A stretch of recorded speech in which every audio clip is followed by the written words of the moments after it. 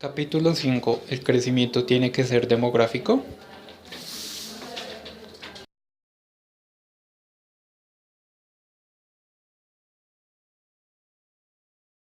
Los recursos naturales y la capacidad de regeneración de la Tierra demuestran la relación evidente entre la explosión demográfica y los problemas del medio ambiente.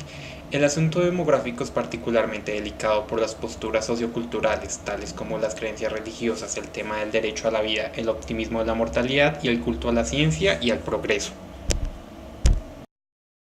El optimismo demográfico beato. Con el descubrimiento de Cristóbal Colón, la economía se empieza a basar en la perspectiva de unos recursos ilimitados. Paradójicamente, la economía inventa la escasez y se revela optimista porque el hombre ve todo posible al ser dueño y señor de los recursos naturales, y pesimista por la desaparición de los bienes comunes que engendran miseria para el conjunto de campesinos proletarios. Con la postura optimista se cree que la ciencia podrá resolver todos los problemas y el final del petróleo barato no es más que una crisis pasajera. Posteriormente empiezan los 30 gloriosos años, en los cuales se presenta una búsqueda de un ejército industrial de reserva que llevaron a los países desarrollados a la vía de la incitación a la natalidad y el recurso de la inmigración. Alfred Sauby, quien apoyaba esta tesis, decía que una población abundante apoyará un fuerte crecimiento y servirá como fuente de bienestar para todos. Por el contrario, Jacques Ellul decía que el crecimiento demográfico en consonancia con el crecimiento de la producción es irresponsable y es absurdo. También se habla de la paradoja de la razón geométrica. Esta paradoja plantea que la sociedad está cargada de una masa considerable de ancianos que hay que mantener y cuidar. Así, hacen falta aún más niños para que la pirámide de la edad no se apoye en la punta. Doblar o triplicar la natalidad producirá asimismo más trabajadores en unos años, pero años más tarde se tendrán 2 o 3 veces más ancianos. Jacques Ellul no ignora las posibilidades de la técnica, pero se pregunta sobre los peligros que comporta esta solución.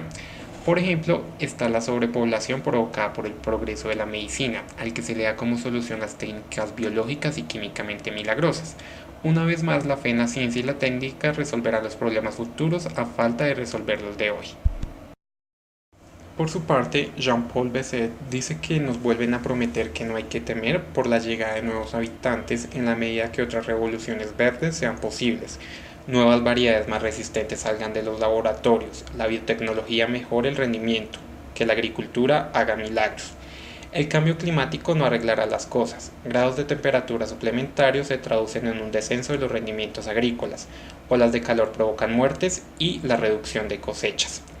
Así, la conclusión de este capítulo es que si un crecimiento infinito es incompatible con un mundo limitado, no se puede dejar de lado el tema del régimen demográfico sostenible. ¿Cuál es la población mundial sostenible, posible o deseable? La amenaza del crecimiento demográfico. Así, el tema es saber cuál es la cifra de población sostenible. De acuerdo con Nicolas Georgescu-Roegen, en 1975 la Tierra estaba superpoblada y era necesario organizar una reducción de la población. Así, surgen una serie de ideas que pueden resumirse en dos. La primera, propuesta por este autor, estipula una disminución progresiva de la población hasta un nivel en el que la agricultura sea suficiente para alimentarla adecuadamente. Muchos filósofos cornucopianos relacionaron esta postura a Malthus, pero esto es incorrecto en primer lugar porque Malthus habló sobre la situación particular de Inglaterra y en segundo lugar porque existía mucho optimismo frente a la idea de unos recursos alimentarios que podrían crecer indefinidamente. Un análisis mecanicista similar habla sobre el aumento de la población mundial a partir de la era del crecimiento económico, es decir, en la época del capitalismo termoindustrial. Al disponer de una fuente de energía abundante y barata, el petróleo, se dio un salto prodigioso pasando la población mundial de aproximadamente 600 millones a 6.000 millones. A partir de esta idea de la fuente de energía, llegamos a la segunda idea en la que se supone que con la desaparición del petróleo volveríamos a una cifra de población compatible con las capacidades de carga sostenible del planeta, es decir, más o menos la cifra anterior a la industrialización. Esta idea es sostenida por William Stanton, quien también dice que el escenario de reducción de la población con mayor probabilidad de éxito es uno que sea darwiniano en todos sus aspectos. Dicho escenario plantea que en 150 años la reducción de la población debería ser similar al índice de reducción del petróleo. Esto se podría lograr con medidas tales como la prohibición de la inmigración, el aborto obligatorio cuando el bebé se presenta como muy incapacitado, tomar la vida de personas que por edad, accidentes o enfermedades se vuelven más una carga que un beneficio para la sociedad, la cárcel reemplazada por castigos corporales o capitales, entre otros. El mayor obstáculo de esta idea es la devoción del mundo occidental por lo políticamente correcto. Refiriéndonos a un caso particular, se puede ver cómo en China 1 millón de agricultores emigran hacia las ciudades, que podría verse como la mayor catástrofe humana en general, o cómo cada año se suicidan cerca de 280.000 chinos. Pero esto es ignorado. Aún así, el crecimiento demográfico se cuestiona menos que el crecimiento industrial. A partir de 1960 se empezó a sobrepasar la capacidad de sostenibilidad del planeta, cuando el planeta tenía 3.000 millones de habitantes en contra de 1.000 millones que tenía 100 años atrás.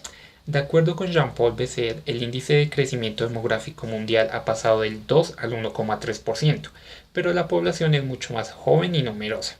Un decrecimiento demográfico suave es posible, como lo demuestra el caso italiano. Bajo este escenario, ¿es posible imaginar una transición que llevará a un estado estacionario óptimo? ¿Estamos ya superpoblados? Sí. La humanidad se encamina lentamente hacia la muerte porque ya no tendrá la voluntad de continuar. La noción de población mundial sostenible es del todo relativa. Es evidente que si el nivel de vida norteamericano no es negociable, será necesario eliminar a mucha gente. De esta manera, como conclusión, la construcción de una sociedad de crecimiento tendrá que afrontar los desafíos del decrecimiento demográfico en materia de educación, de costumbres y de relación entre generaciones.